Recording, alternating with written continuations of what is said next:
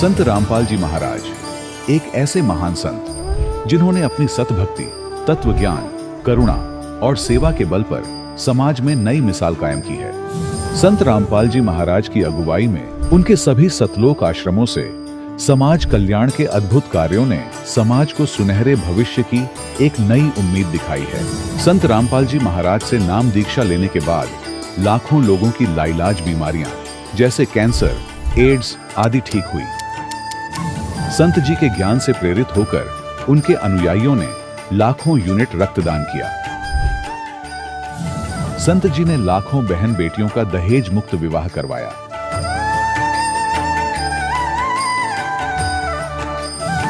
संत जी ने लाखों लोगों का नशा छुड़वाया, करोड़ों उजड़े परिवार बसे। संत जी के आश्रमों में समागम के दौरान निःशुल्क नेत्र चिकित्सा, दंत चिकित्सा प्रदान की जाती है। संत रामपाल जी महाराज द्वारा समय समय पर पर्यावरण संरक्षण के उद्देश्य से बड़े स्तर पर वृक्षारोपण किया जाता है। संत जी ने जरूरतमंदों को तत्काल राहत पहुंचाने के लिए एम्बुलेंस सेवा शुरू की। संत जी अपने अनुयायियों को देहदान के लिए प्रेरित करते हैं, जिससे मानवता की सेवा और चिकित्सा क्षेत्र में सुधार हो सके। संत रामपाल जी महाराज के सभी आश्रमों में हर रोज निःशुल्क भंडारा आयोजित किया जाता है, जहां हर वर्ग, हर जाति और हर धर्म के लोग एक साथ बैठकर भोजन करते हैं।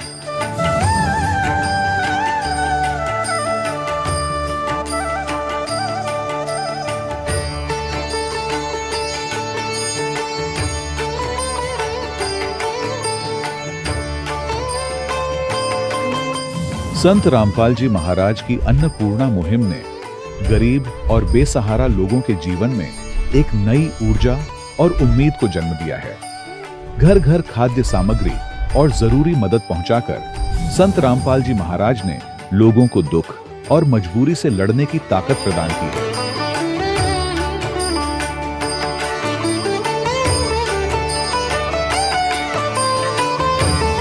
संत रामपाल जी महाराज द्वारा गरीब लोगों के लिए घर बनवाने का अद्भुत कार्य एक ऐसी मिसाल कायम कर रहा है जो सदियों सदियों संत जी की उदारता और दया भावना के तौर पर जाना जाएगा।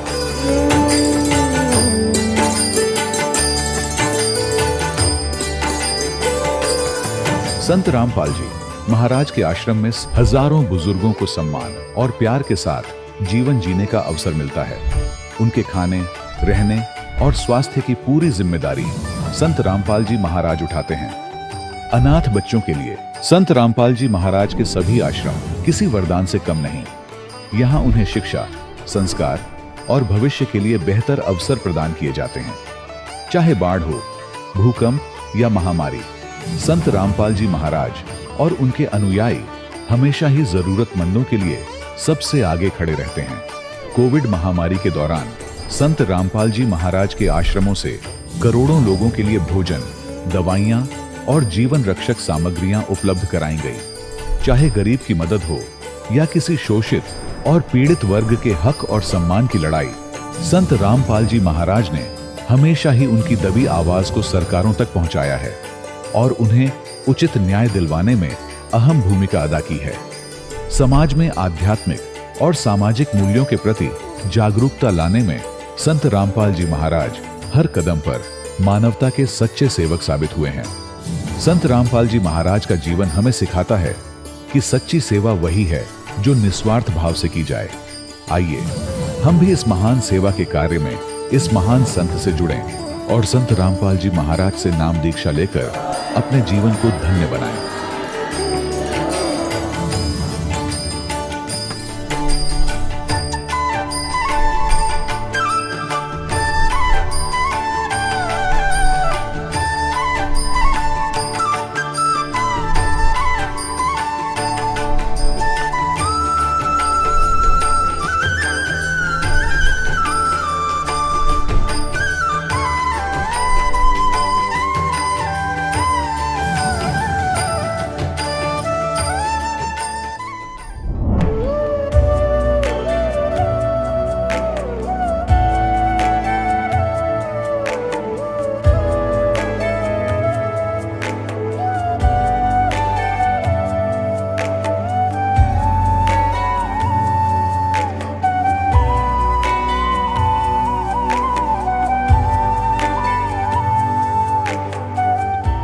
परमात्मा पाप कर्म दंड को भी काट सकता है। अभी तक जिस भी संत व महापुरुष से मिले, उन्होंने यही बताया कि पाप कर्म फल भोगने से ही समाप्त होगा। वो प्रभु कौन है जो पाप कर्म को काट देता है, वो काल के बंधन से छुड़वा देता है? उसका क्या नाम है, पूजा की विधि क्या है? कृपया अवश्य सुनिए जगत गुरु तत्वदर्शी संत रामपाल जी महाराज के अमृत वचन। सत साहिब दर्शकों, जीवन की कठोर परिस्थितियों में भी यदि सच्चे संत की शरण मिल जाए तो जीवन में आशा की नई किरण के साथ सत भक्ति से होने वाले वो सभी लाभ प्राप्त होते हैं जिनकी कामना हर इंसान करता है। परंतु इंसान सच्ची सतभक्ति के अभाव में गलत साधनाओं में फंसकर दुख कष्ट झेलते रहता है। कुछ ऐसी ही कहानी है शिवपुरी मध्य प्रदेश के निवासी सुखदेव जी की, जो दुर्गा जी के प्रबल उपासक थे। साथ ही 11 वर्षों तक सतपाल जी महाराज के द्वारा बताई भक्ति साधना करते रहे, लेकिन इतनी भक्ति के बावजूद इन्हें अपने 2.5 साल के बेटे को खोने का दुख झेलना पड़ा। इस गहरे आघात ने इनके जीवन को हिलाकर रख दिया और वे नास्तिकता की ओर जाने लगे। इन्होंने शराब पीना और मांसाहार करना शुरू कर दिया। सुखदेव जी और इनकी पत्नी कई बीमारियों से ग्रस्त हो गए। जीवन इनके लिए एक बोझ बन गया था। लेकिन संत रामपाल जी महाराज जी से नाम दीक्षा लेते ही इनके जीवन में एक नया मोड़ आया। धीरे धीरे सब कुछ ठीक होने लगा। संत रामपाल जी महाराज जी की शरण में आने से इन्हें पुत्र की प्राप्ति हुई। दर्शकों, अब आइए सुनते हैं सुखदेव जी के जीवन परिवर्तन की सच्ची कहानी, इनकी अपनी जुबानी। नमस्कार सर। सत साहिब सर। सर क्या नाम है आपका? सुखदेव रजक। सुखदेव जी कहाँ से आए हैं आप? एमपी से आए सर, जिला शिवपुरी, गांव बिजरोनी। सुखदेव जी, संत रामपाल जी महाराज से आपने नाम दीक्षा कब ली? सतगुरु रामपाल जी महाराज से हमने नाम दीक्षा 2016 8 महीना 20 तारीख में ली सर। सर, संत रामपाल जी महाराज से नाम दीक्षा लेने से पहले क्या आप कोई भक्ति साधना भी करते थे? हाँ सर, हम भक्ति करते थे। सतपाल जी महाराज की भक्ति करते थे और देवी की भक्ति करते थे, और हमने देवी का मंदिर भी बनाया। तो सर, जो हंसादेव सतपाल जी की आप भक्ति करते थे, उनकी भक्ति साधना आपने कितने सालों तक की? सतपाल जी महाराज जी की 11 साल तक मैंने सर भक्ति की, लेकिन उससे हमको कोई लाभ नहीं हुआ। वो सो हम जाप बताते थे, सो भीतर हम बाहर जाप देते थे। 11 साल तक मैंने उनकी भक्ति की। सर, आपने बताया कि आपने 11 साल तक हंसादेव सतपाल जी महाराज की भक्ति की तथा अन्य देवी देवताओं की भी भक्ति की, तो इन सब भक्ति साधनाओं से आपको क्या क्या लाभ मिले? सर जी, हमने बहुत इलाज करवाया। गुना गए, शिवपुरी में जाके सर MD गुप्ता डॉक्टर हैं, बच्चों के डॉक्टर हैं, उनसे जाके हमने इलाज करवाया सर, लेकिन बच्चा को बचा नहीं पाया। हमने देवी देवताओं की भी खूब वो प्रार्थना की कि सर हमारा बच्चा जी सही हो जाए, लेकिन कोई आराम नहीं मिला। और मेरी घरवाली जो पत्नी है हमारी, उनको सपने आते थे सर, और 2 4 6 महीने चढ़ जाती थी और फिर बीमार हो जाती थी, लेकिन कोई आराम नहीं मिला। हम सतपाल जी महाराज जी के पास भी गए, बोले बेटा ठीक हो जाओगे, लेकिन उनसे कोई आराम नहीं मिला। बाद में हम परेशान होकर फिर मैं दारू बीड़ी पुड़िया मुर्गा जो खाने लग गया सर। 2 लड़कियां सर मेरे, वो एक ही लड़का था। रक्षाबंधन से 8 दिन पहले ख़त्म हुआ सर, और लड़की अपने भाई के लिए राखी बांधने के लिए तैयार थी सर, लेकिन जब लड़का रक्षाबंधन से 8 दिन पहले ख़त्म हो गया सर, और जो देवी देवताओं ने उसको बचा नहीं पाया सर। हम जो देवी की इतनी भक्ति करते थे सर, 9 दिन में नवदुर्गन में सर जी व्रत रहता था, बिल्कुल कुछ नहीं खाता था, लेकिन जब लड़का की तबीयत खराब हुई तो सर जी मैंने देवी के आगे बहुत प्रणाम की, लेकिन नहीं बचा पाई उसको। उसी दिन से सर जी मैं दारू, मैंने समझ लिया कि अब इसमें कोई यही नहीं है, भगवान ही नहीं है अब तो मैं दारू पीने लग गया सर, और मांस मंद्रा खाने लग गया सर। तो घर वाले ने मेरे को, सतपाल जी की भक्ति करते थे, तो उन्होंने मेरे को बोले जी मांस मंद्रा खाने लग गया। मैं बदरवास भगा दिया गाँव से, बिजरोनी से।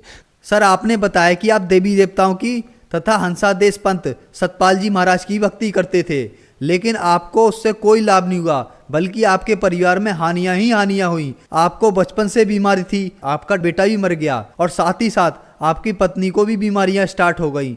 आपने नशे करने शुरू कर दिए। तो फिर संत रामपाल जी महाराज की शरण में आप कैसे आए? संत रामपाल जी महाराज की शरण में हम सर ऐसे आए कि यहाँ पर एक भगत जी काम करते थे, उनके घर गया तो रिश्तेदार थे वो हमारे, तो मैंने जाके देखा सतगुरु रामपाल जी महाराज जी के फोटो लगे थे। तो वो बोले कि भगत जी आप कहाँ से आए? मैंने सर हम बजरौनी से आए।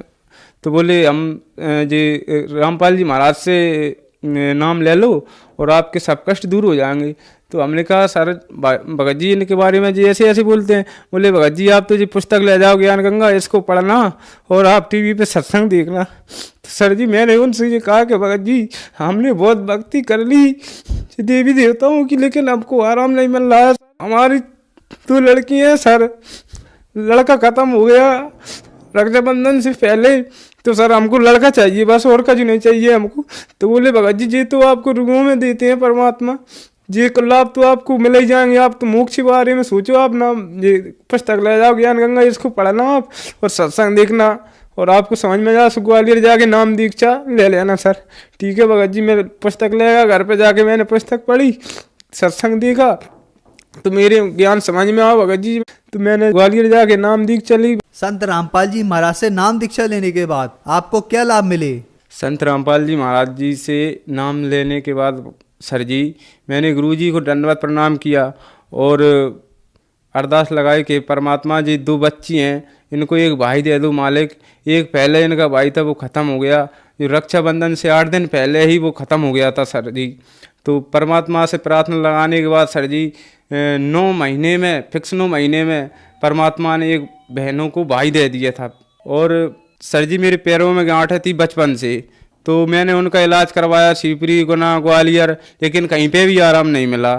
तो जब सतगुरु रामपाल जी महाराज जी की शरण में जाने से सर जी अपने आप गांठें ठीक हो गई। और एक मेरे फुड़ा सा था सर जी, तो उसमें से थोड़ी मिट्टी सी निकलती थी। जो नाम लिया 1 महीने बाद एक दिन थोड़ी मैंने देखा तो सर जी उसमें बिल्कुल साफ हो गया सर जी, कुछ भी नहीं रहा। और अपनी जो पत्नी थी हैं सर जी, उनके पेट में डॉक्टर ने एक 6 mm की एक 7 mm की पथरियाँ बताई थी नाम दीक्षा लेने से पहले। तो फिर सतगुरु रामपाल जी महाराज जी की शरण में जाने के बाद हमने उन्हीं की सोनोग्राफी करवाया पेट की सर जी, तो वो भी ठीक हो गई। और सर जी उनको सपने आते थे, हमारी पत्नी को बहुत गंदे गंदे सपने आते थे, छोटे मरे जिंदे बच्चा आते थे। और जब से संत रामपाल जी महाराज जी की शरण में आई हैं, जब से बिल्कुल भगत जी कोई सपने में अपने कुछ नहीं आते हैं, जब से सब ठीक है भगत जी। और सर जी अपनी जो भगतमती को नाम दीक्षा दिलवा के लाया मैं सर जी ग्वालियर से, तो 1 महीने बाद उन्होंने नाम दीक्षा ली सर जी। तो वहाँ से आके थोड़े पैसों की तंगी आ गई थी हम पे सर जी। मेरे पास चप्पल भी नहीं थी गांव जाने, बदरवास से बजरौनी जाने के लिए पहनने, एक किराएदार की चप्पल पहने गया सर जी। तो मेरा एक भाई आया, उसने बोला तू तेरे गुरु से जुड़ गया रामपाल जी महाराज जी से और अब तेरी स्थिति खराब हो गई, बोले तेरे पे चप्पल लेने को पैसे भी नहीं है तेरे पास। तो मैंने कहा भाई साहब ऐसी बात मत बोलो, परमात्मा जो बाप होता है उसको चिंता रहती है कि बेटा बका चीज नहीं है, वे तो परमात्मा है। मैंने कहा संत रामपाल जी महाराज वो अपने आप उनको जरूरत दिखेगी कि बच्चा का एक चीज़ की ज़रूरत है, वो चीज़ वो लब पाएंगे सर जी। तो वो ऐसे बोले देखेंगे, मैंने कहा ठीक है। तो वो चले गए। तो रात के मैं सो रहा था सर जी, तो गुरुजी ने सपने में आके मेरे को रुपए दिए। तो मैंने सवेरे उठ के मैंने अपनी पत्नी से कहा कि देखना पेंटों में कहूँ पैर से हो तो हमने पूरे में ढूंढा सर जी, एक शर्ट में 20 रुपये मिले। तो भगत कहते थे कि भगत का तो 10 रुपये में खर्चा चलेगा आगे चल के। तो मैंने कहा अपन को 20 रुपये मिल गए, 2 दिन का खर्चा चल जाएगा परमात्मा की कृपा से। तो सर जी हमने उसमें ही शांति कर ली। तो रात के सत्संग आता है, सत्संग सुना हमने। तो सत्संग में एक इंटरव्यू आया सर जी, उसमें मैंने भगत जी बोले कि मेरी मम्मी को गुरुजी ने 5,000 रुपये दिए थे सपने में। तो मैंने खाते में जाके दिखवाया तो 5400 रुपये आए। तो भगत जी हमारी भगतमती कहने लगी अपनी जो पत्नी के सर जी के बोले आप भी गांव जाओ और आपके खाते में जाके पैसे दिखवाओ। तो सर जी मैं गांव गया, जा कर के सुबह उठ के मैं गांव गया, मैंने जाकर खाते में पैसे दिखवाए तो 5654 रुपया आया सर जी। परमात्मा की कृपा से सतगुरु रामपाल जी महाराज की शरण में जाने से जी लाभ हुए सर जी हमको। तो सर आपने बताया कि आपको संत रामपाल जी महाराज की शरण में आने के बाद आपको एक लड़के की प्राप्ति हुई तथा आपकी वाइफ की और आपकी प्रॉब्लम भी दूर हो गई। तो जो समाज आज आपको सुन रहा है, आप उन्हें क्या संदेश देना चाहेंगे? सर उनको हम जी अब परमात्मा की कृपा से यही संदेश देना चाहेंगे, मानव जन्म दुर्लभ है, मिले ना बारंबार, तरवर से पत्ता टूट गिरा, डर नहीं लगता डर।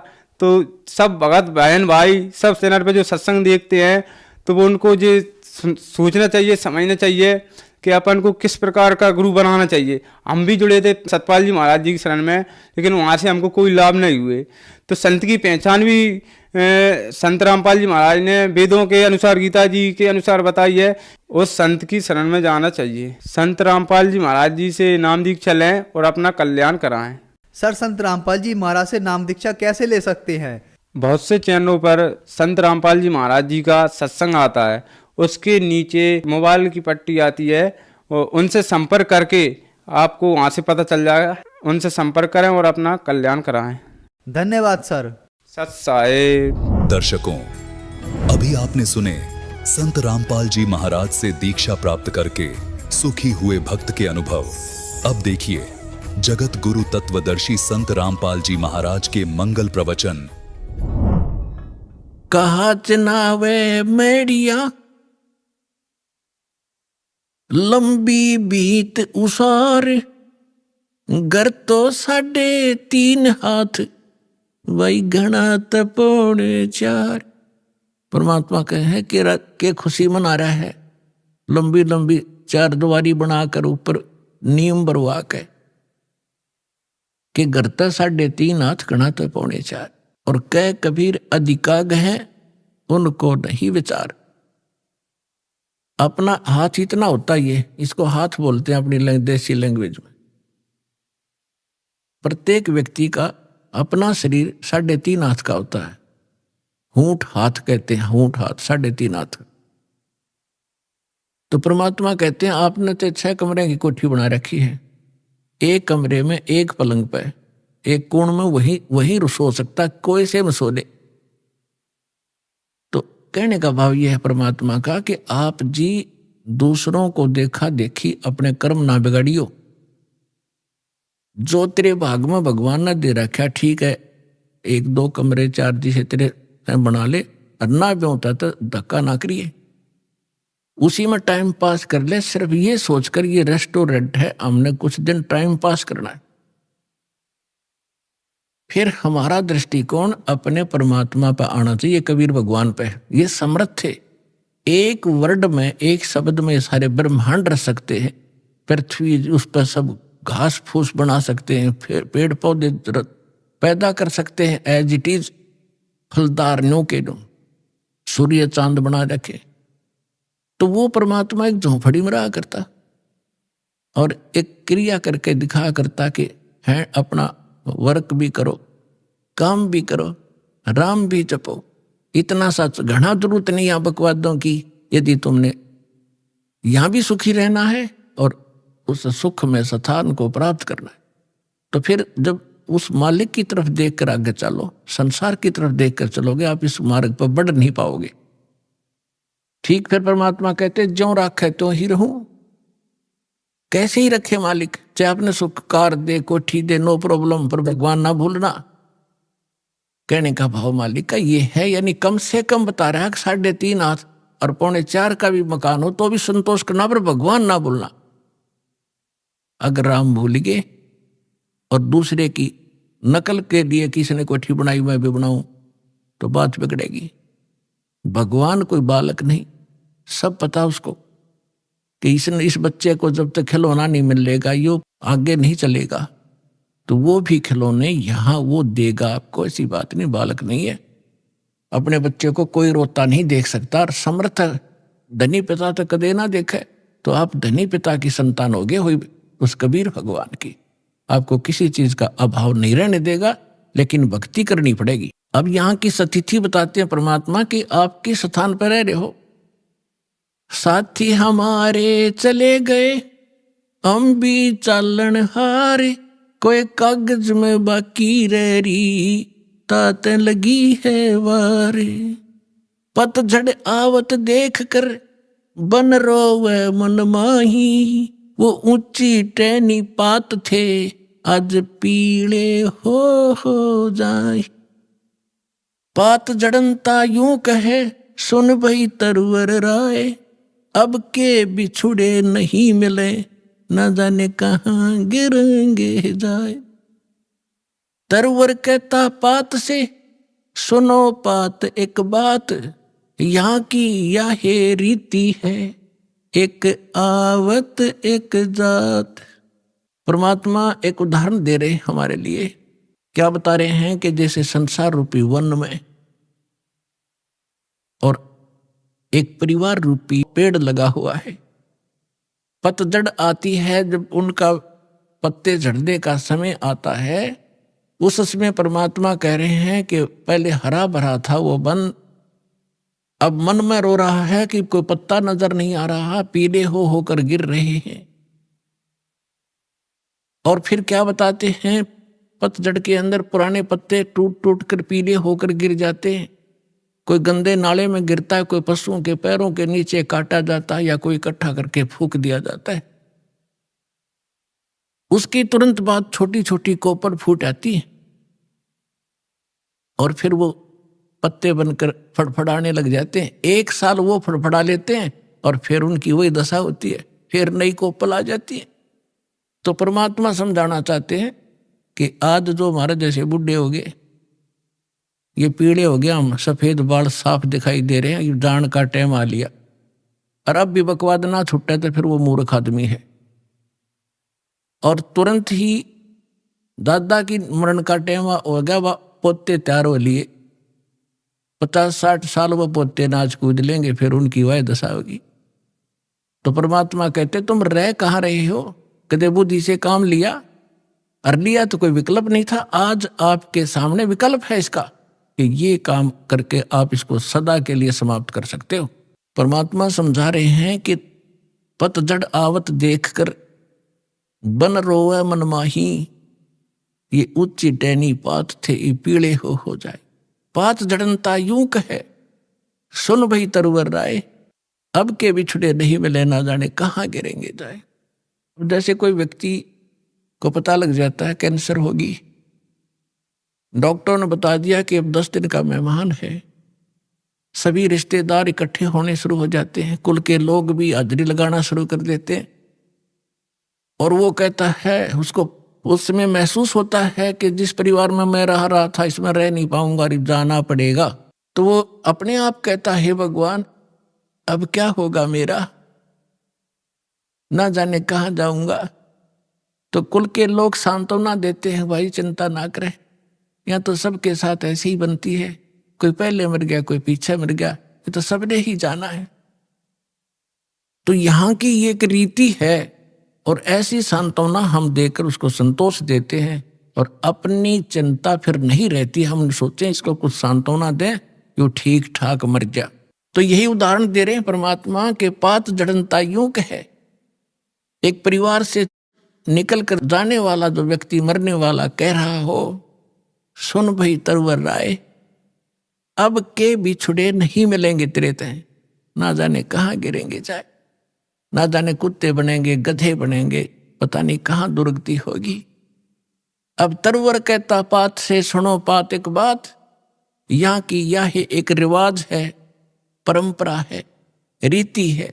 एक आवे पोता आ गया, दादा की टिकट कट गई, एक आवे एक दात, यहाँ यह चिंता तो करामती तो होगा। अब इसका विकल्प बताते हैं परमात्मा, अगम निगम को खोज ले, बुद्धि विवेक विचार, उदय अस्त का राज मिले, तो बिन नाम बेगार। पूरी पृथ्वी का राजा यदि ये सत साधना नहीं कर रहा तो बेगार कर रहा है, बेगार, वो डले ढो रहा है।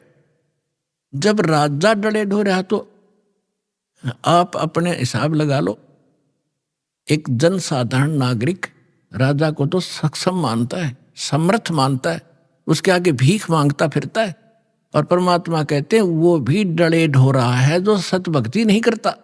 अब बेगार की डेफिनेशन बताऊंगा आपने, क्योंकि आप तो नई दुनिया में जन्मे हो, हम उस पुरानी दुनिया में जन्म कर नई से भी संबंधित हैं, इसलिए हमने पिछले भी सारे फार्मूले याद हैं और वर्तमान के भी। इसलिए दास आपको परमात्मा ने जो वाणी बोली वो पहले बोली थी, उसमें हमारे पुराने शब्द घने हैं, जो आज के बच्चे उनको समझ नहीं सकते बेगार के चीजों से। तो इसलिए परमात्मा ने दास को ऐसे समय में यहां पटका ताकि मैं परमात्मा की वाणी को दास ठीक से समझ के उसके बच्चों को निर्णायक तरीके से समझा सकूं। बेगार हम छोटे छोटे थे जब हमारे गांव में रोड बना ही बना था, 3 व्हीलर चला करते, बड़े पेट्रोल से चलते थे, लंबे लंबे 3 पहिया वाले सवारी के। उनमें से एक दिन आया नहीं। दूसरे साथी पूछ रहे थे कल कहाँ गया था, आया क्यों नहीं, क्या हो गया, कुशल तो है?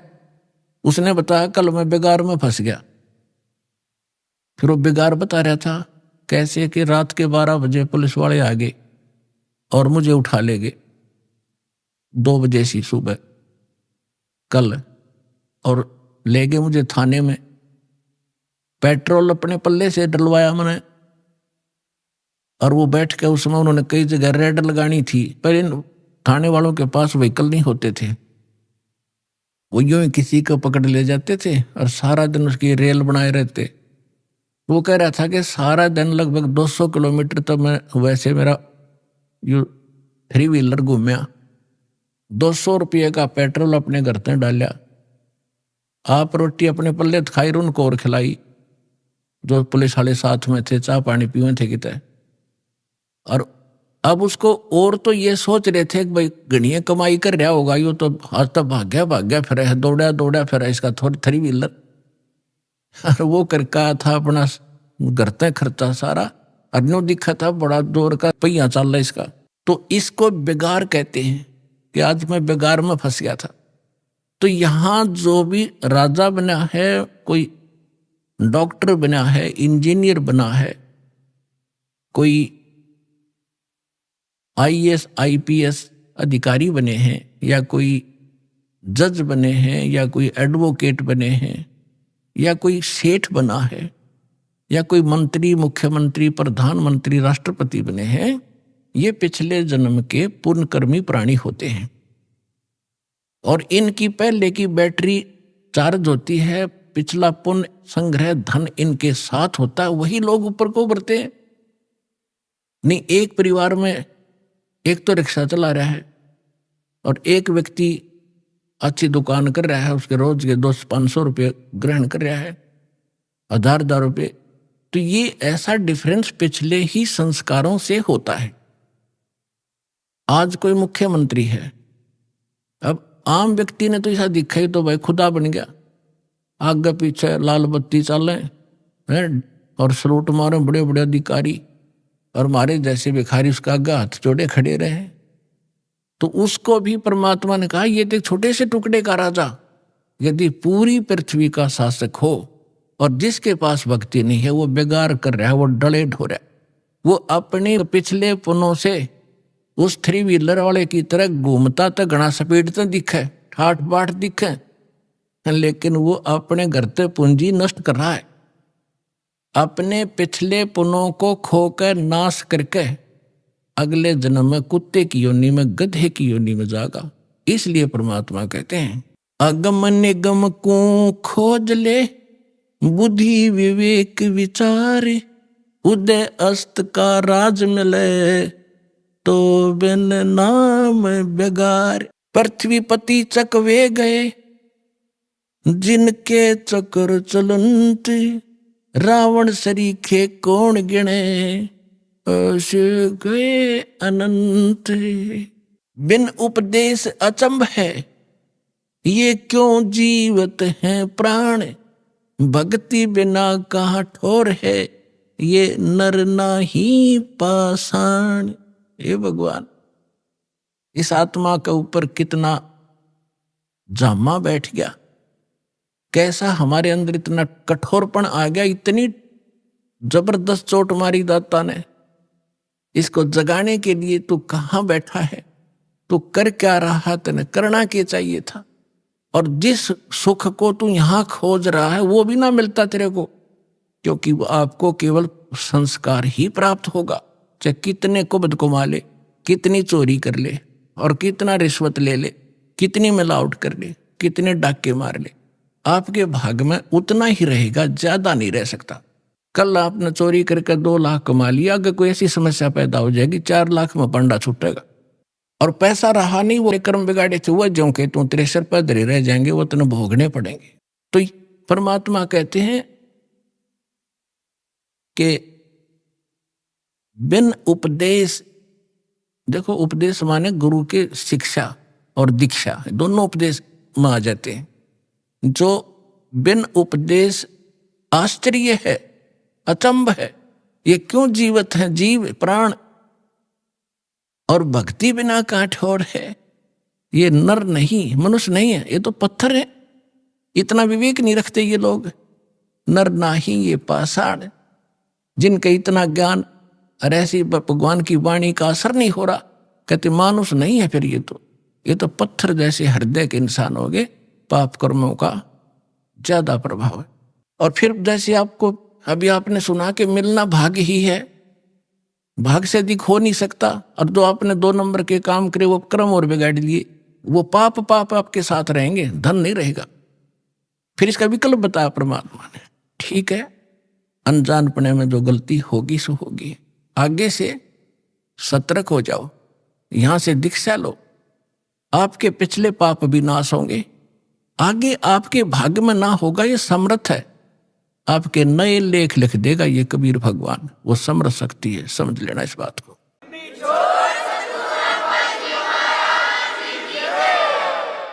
बिन उपदेश अचंभ है, क्यों जीवत है प्राण, भक्ति बिना काठोर है, ये नर नाही पाषाण। आगे गए ना बावड़े, रहते भी सब जा, बिन साहेब की बंदगी, कहीं ठोर ठिकाना ना।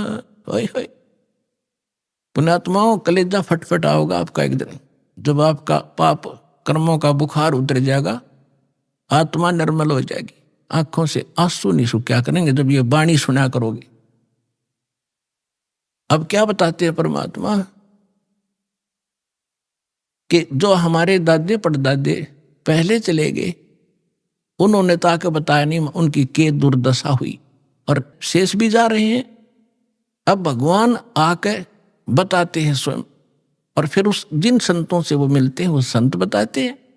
तो क्या बताते हैं कि पहले चले गए वो तो वापस नहीं आपको बताने आए, और रहते भी सब जा रहे हैं, और बिन साहेब की बंदगी, बिना भगवान की भक्ति की ठोर ठिकाना। अब यहां समस्या और आती है, भगवान कौन है, साहेब कौन है।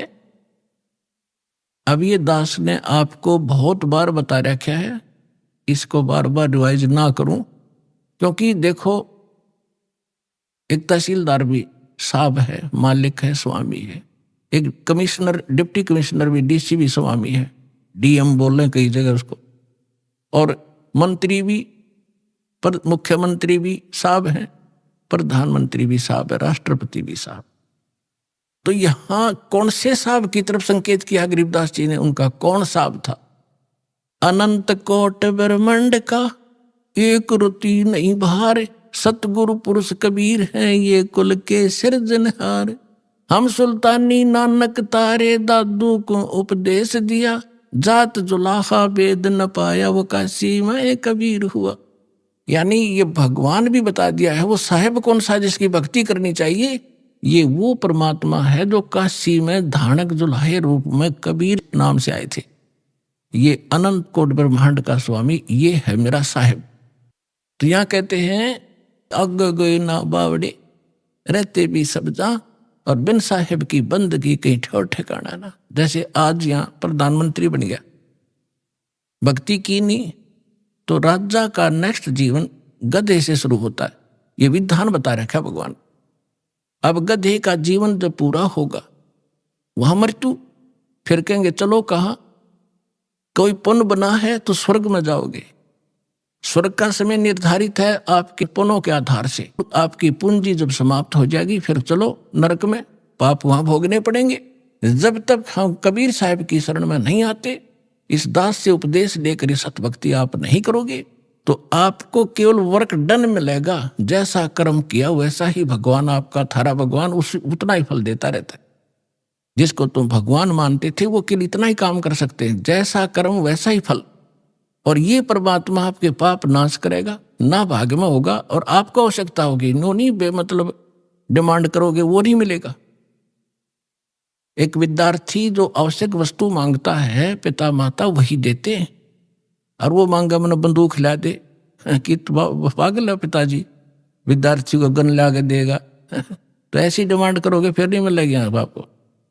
हाँ, जो आवश्यक होगी, समर्थ पिता सब कुछ देगा अपने बच्चे को, हर पल पल पर सारी सुविधा देता है, तो आप समर्थ की शरण में आ गए हो। अब फिर उसके बाद जब आप नरक में जाओगे, फिर नरक से कहेंगे चलो समय पूरा होगा, कुत्ता बनो, कुत्ते का समय पूरा हुआ, चलो आगे नेक्स्ट जीवन। और फिर कभी मनुष्य बन गए भूल भटक कर, फिर यही क्रियाएं, फिर मृत्यु, फिर चलो। तो कहते हैं आगे गए ना बावड़े, ये रहते भी सब जा, और बिन साहेब की बंदगी कहीं ठो ठिकाना ना। और इस परमात्मा की भक्ति ना करने से क्या कहते हैं, संसा शोक सराय में सुतक दिन राती, जीवत जग में जूते पड़े फिर जम तोड़े छाती। कि सब किसी ने देख लिया, किसी का ज्ञान कंप्लीट नहीं, सब शंका के अंदर है, सबको संशय बना हुआ है, सबको ये चिंताएं सता रही है। कहते संसा शोक सराय में, इस मनुष्य रूपी सरा में ये तुम्हारे अंदर भर रखी काल ने। और सुतक दिन राती, सुतक एक टेंशन खत्म हो दूसरी तैयार, वाह कितना तो सेट हो इतने तीसरी तैयार। कहते सूतक सी हो रहे तुम्हारे इस दिमाग में, जैसे बच्चे पैदा होया करें, मच्छर से पैदा हो, कहते सूतक तुम्हारे साथ ला रखे, और जीवित जग में जूती पड़े। अब हम क्या सोच रहे हैं बुढ़ापे में सुख होगा, इन बुढ़िया ने पूछ लो किसा सुख से इनके जीने। जो भक्ति नहीं करते, भक्ति करेंगे उनके तो हाथा पर रखेंगे बच्चे, क्योंकि एक तो भक्ति की शक्ति, और फिर बच्चों के अंदर विनम्रता। यहाँ आप देख रहे हो, कोई कितना का, कोई किसी की बहन, कोई किसी कितना तो भाई आया हुआ है, और सबको इतनी आदर देते हैं, बूढ़े बुजुर्ग भाई बहनों को, अपनों को भी ना दिया जाए यहाँ पर। और यहाँ आकर जो ऐसा नम्र होंगे तो घर में क्या वो ऐसा भाव नहीं बरतेंगे, तो सुख भी इसी तरीके से उस वृद्ध अवस्था में भी होगा। और फिर भगवान की भक्ति साथ होगी, 100 रोग कटेंगे। बुढ़ापे में तो सारे तो दुख हो जाया करें, शरीर भी कंडम, रोग भी घर करें, आंखें दिखे नहीं, बालक भी गुर्रावे। तो इस प्रकार परमात्मा कहते हैं बूढ़ा होवे पड़े खाट में, बूढ़ा होवे पड़े खाट में, सुने बचन खारे, कुत्ते तावण का भी सुख को ना, ये छाती फूकण हारे। जो बिना ज्ञान की बहु न्यो उलाने दिया करे बूढ़ा बुढ़िया ने।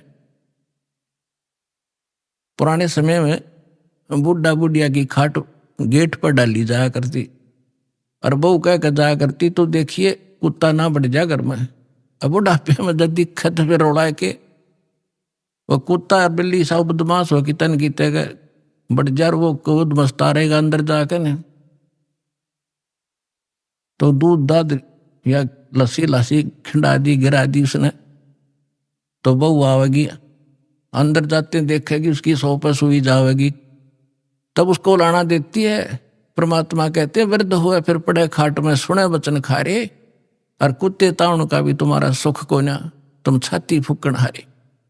वह बहू फिर ये चमोले सुनाओगी, तुम शब्द श्लोक सुनाओगी, और कुत्ते भी ना हटा सकती, तुमने छाती फूक दी मारी। तो परमात्मा कहते हैं फिर आपके बच्चे भी, पुत्र वधू भी भगवान से डरने वाले होंगे, कटु वचन नहीं बोल सकते। क्योंकि ऐसा है व्यक्ति को, यदि कोई तगड़ा व्यक्ति कटु वचन बोलता है वो बोलेगा नहीं, क्योंकि विरोध करने का उसमें सामर्थ्य नहीं, वो रोया करे, उस समय वो गरीब होकर रोता है, और परमात्मा उसकी घड़ी सुनता है। तो इसलिए कोई ऐसे अपनी पुत्र वधू को या सास अपनी वधू को, क्योंकि नई नई बेटी आती है वो बहुत संकुचित और शर्मा कर रहती है, डर कर रहती है, उससे बहू वो सास भी कोई गलत व्यवहार करती है तो उसकी आत्मा दुख पाती है। तो हमने आपस में ये कर्म बढ़ाने नहीं घटाने हैं। तो इस ज्ञान से ये भी आपके अंदर एक पैमाना बना रहेगा। अगर नहीं, दुख नहीं देना चाहिए, स्वयं दुख हो लेना चाहिए, दूसरे को दुखी हम नहीं कर सकते। अब क्या बताते हैं कि संसा शोक सराय में सूतक दिन राती, और जीवित जग में जूते पड़े फिर जम तोड़े छाती। अब यहां तो सारे उम्र दुख में काटेगा, बुढ़ापे में बूढ़ा, स्वयं दुखी, फिर ऐसे व्यवहार से भी तंग, और अगले जन्म में कहते हैं फिर बिना भक्ति किए हुए प्राणी को यम के दूत घसीट के ले जाते हैं। उसकी टट्टी और पेशाब निकल जाता है, उसको आकर इसी भयंकर शक्ल दिखाई देती है। अंत समय में उसकी गर्दन दबा दी जाती है, सूक्ष्म रूप से जबान बंद कर दी जाती है, वो बोल भी नहीं सकता। और जो भक्ति करते हैं परमात्मा की, ऐसे जाएंगे जैसे, ऐसा स्वप्न होगा जैसे सत्संग में चलते हैं, वहां भगत दिखाई देंगे। अरे कहाँ जा रहे हो, क्या हो, बरवाला चलते हैं, चलो भाई चलो चलो, ऐसे छोड़ कर भाग लेगा शरीर को, जैसे रजाई छोड़ कर भाग लिया करें गुरु जी को देखने के लिए।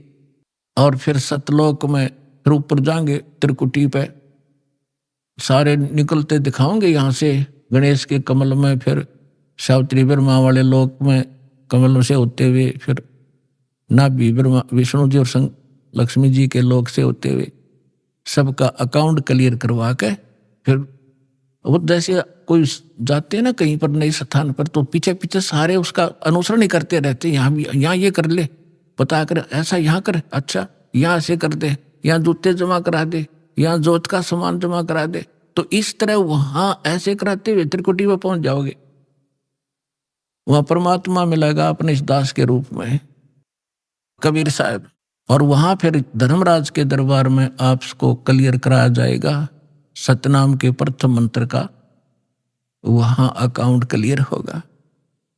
और फिर परमात्मा उस घर में द्वार में जा करके पार करके वहां का अकाउंट करवा के फिर सतलोक ले जाएंगे।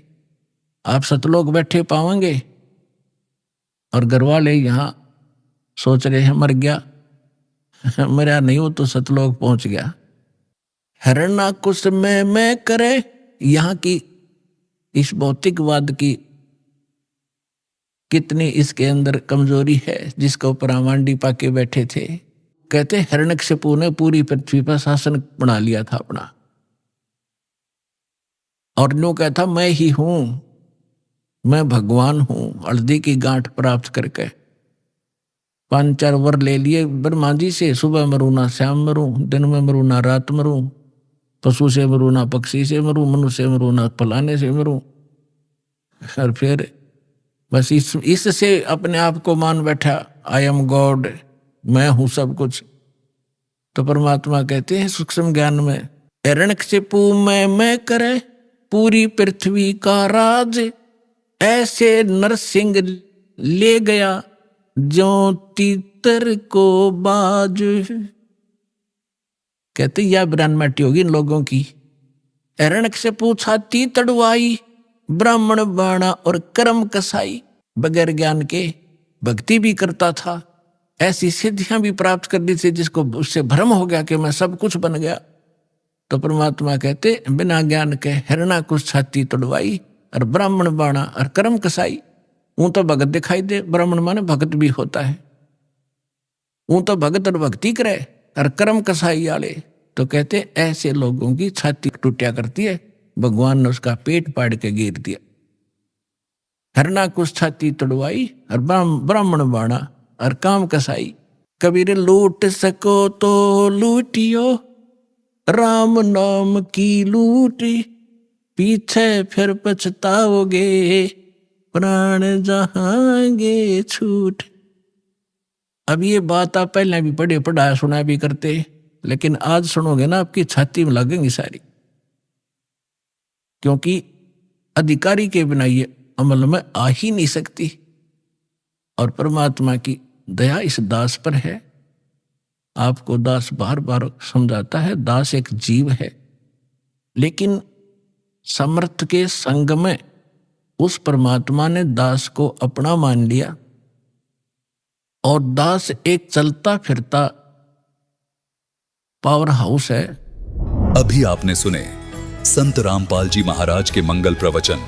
आइए अब सुनते हैं संत रामपाल जी महाराज से नाम दीक्षा लेकर सत भक्ति करके अद्भुत लाभ प्राप्त करने वाले अनुयायी के विचार।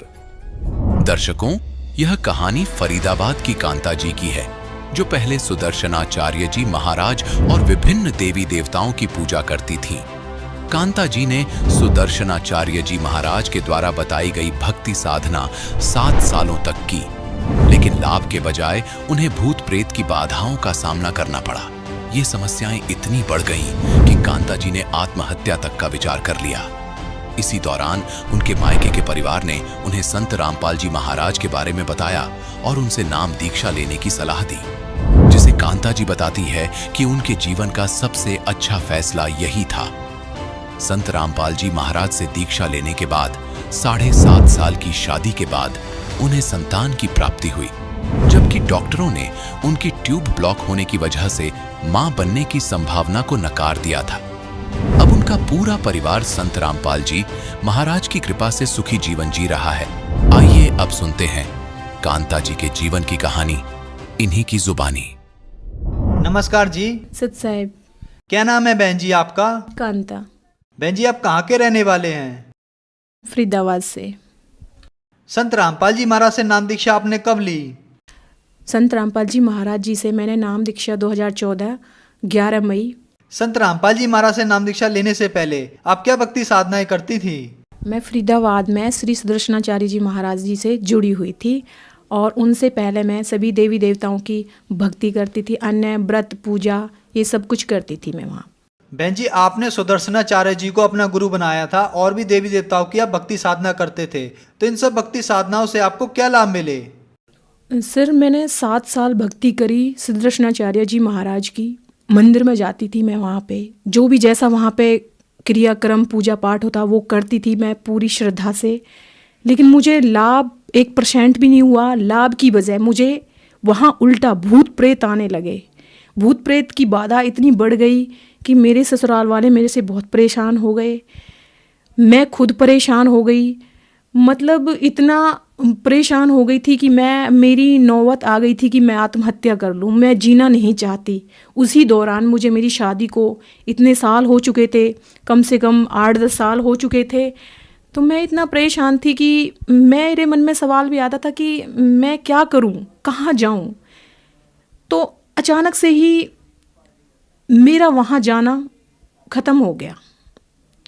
सारी साधनाएं करके जब मैं परेशान हो चुकी तो मेरा वहाँ जाना बिल्कुल ख़त्म हो गया। मेरी आत्मा ने मुझे रोक दिया कि नहीं जाना, मुझे किसी की भी भक्ति नहीं करनी, किसी के अंदर भी कोई भाव नहीं रखना, मुझे जीना ही नहीं है। मेरे हस्बैंड CRPF में हैं। ये मुझे 2008 में थक कर अपने साथ ले गए, कह रहे चलो तुम्हें हम जहाँ हमारी पोस्टिंग है हम वहाँ पे लेके चलते हैं, तुम्हारी दवाइयाँ वगैरह करवाएंगे।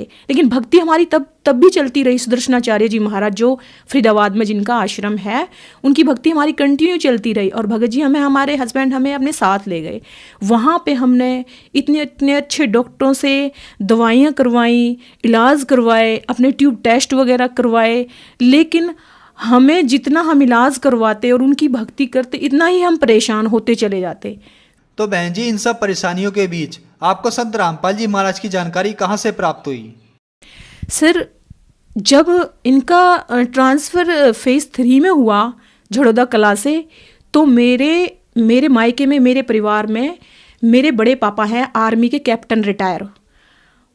मैं गांव गई थी और मेरी मम्मी, तो उन्होंने मेरे से, दोनों ने बोला, मेरी मम्मी ने कि बेटा आप संत रामपाल जी महाराज जी से दीक्षा प्राप्त कर लो, आपके सारे संकट दूर हो जाएंगे।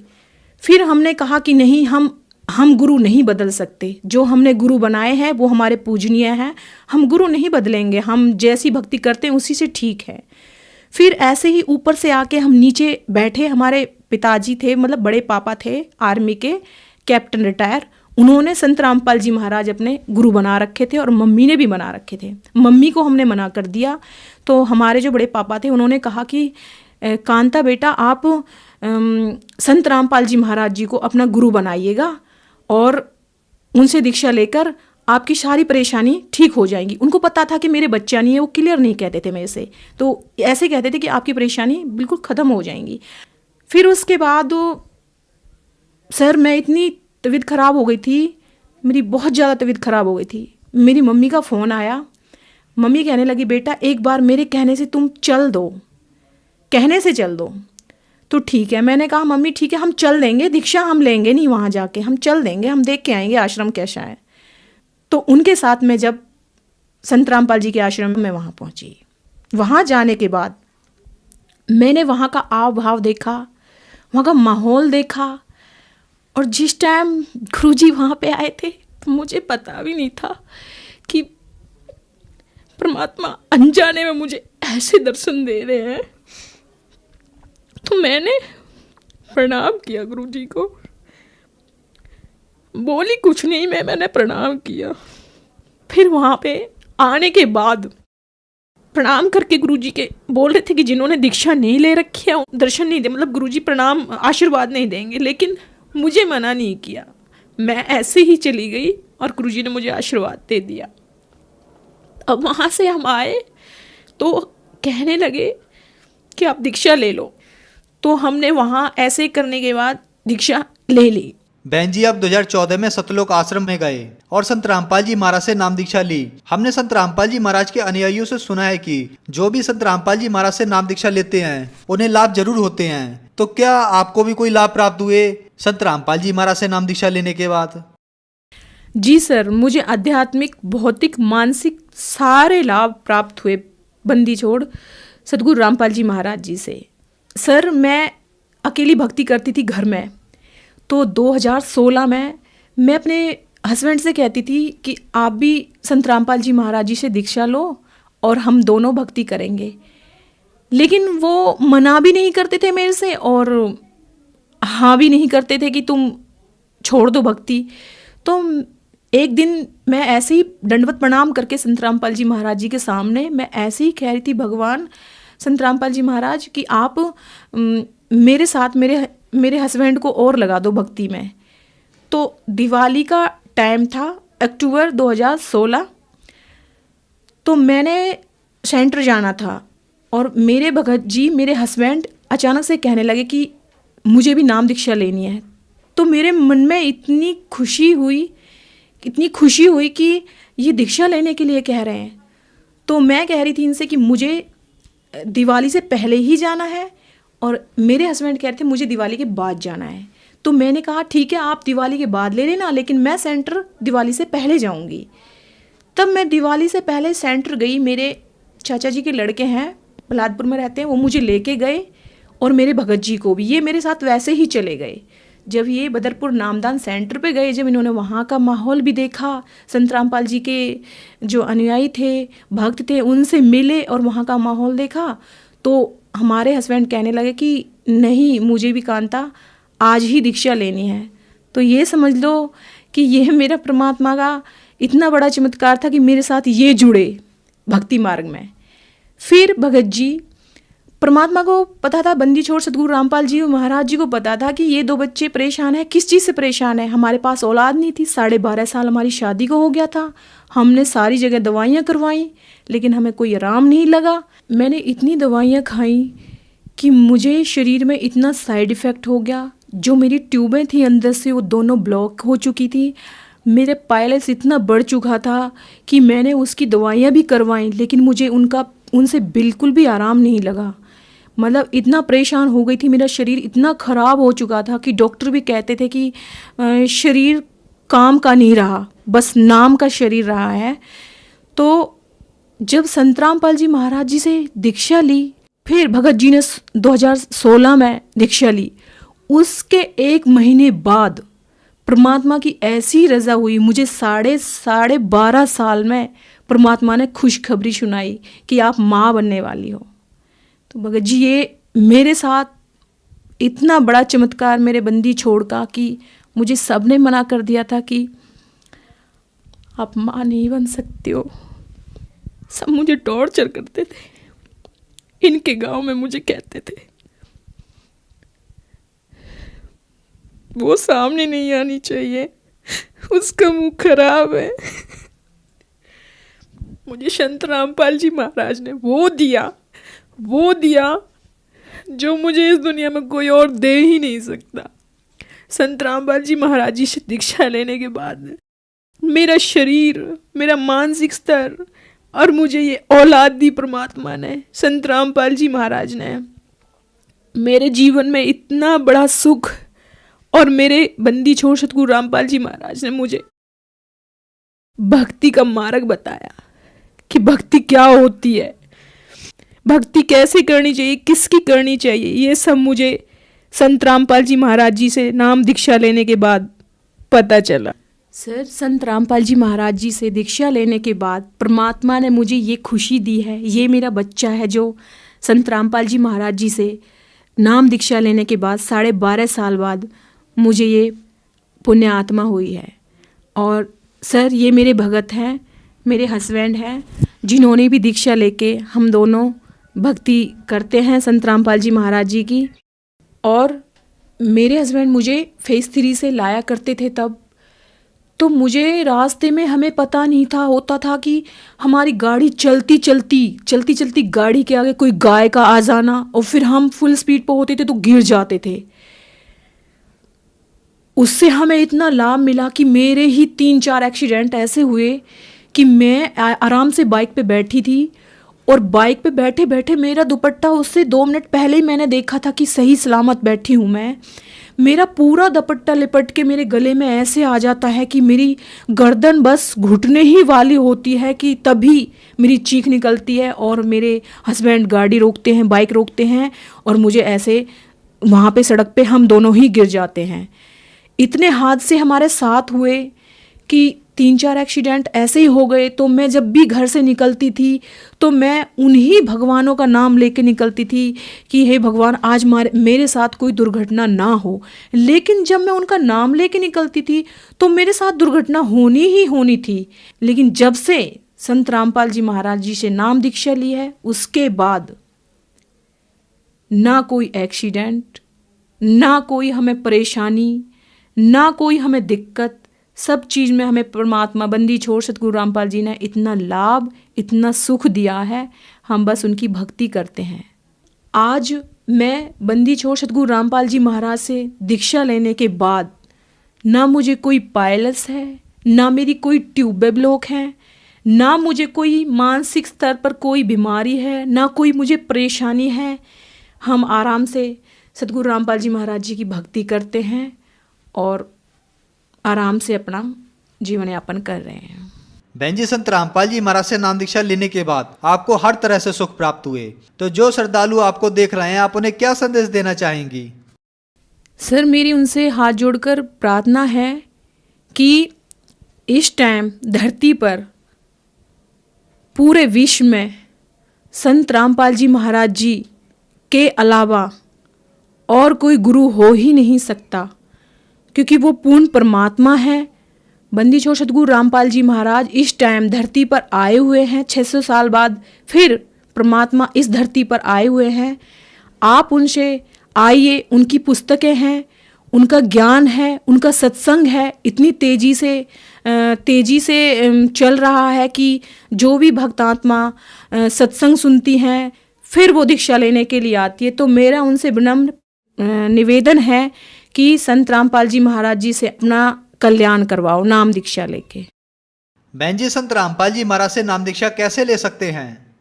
सर, संत रामपाल जी महाराज जी से दीक्षा लेने के लिए चैनल पर पट्टी आती है, एक नीचे सत्संग चलाते हैं, उसके नीचे पट्टी आती है, उस पर संत रामपाल जी महाराज जी का सत्संग आता है। हम उन नंबरों पर फ़ोन करके और पता कर सकते हैं कि किस एरिया में सेंटर है, कोऑर्डिनेटर है, आपको पता चल जाएगा, वहाँ से हम नाम दीक्षा ले सकते हैं।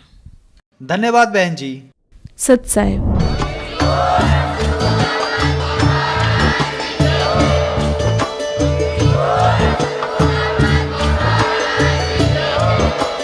आप सुन रहे थे जगत गुरु तत्वदर्शी संत रामपाल जी महाराज जी के मंगल प्रवचन। अधिक जानकारी के लिए विजिट कीजिए हमारी वेबसाइट www.jagatgururampalji.org। संत रामपाल जी महाराज जी के शुभ आशीर्वाद से पूरे विश्व भर में 500 से भी ज्यादा नाम दीक्षा केंद्र हैं, जिन पर संत रामपाल जी महाराज जी द्वारा ऑनलाइन निःशुल्क नाम दीक्षा दी जा रही है। अपने नजदीकी नाम दीक्षा केंद्र का पता करने के लिए संपर्क करें 8222880541।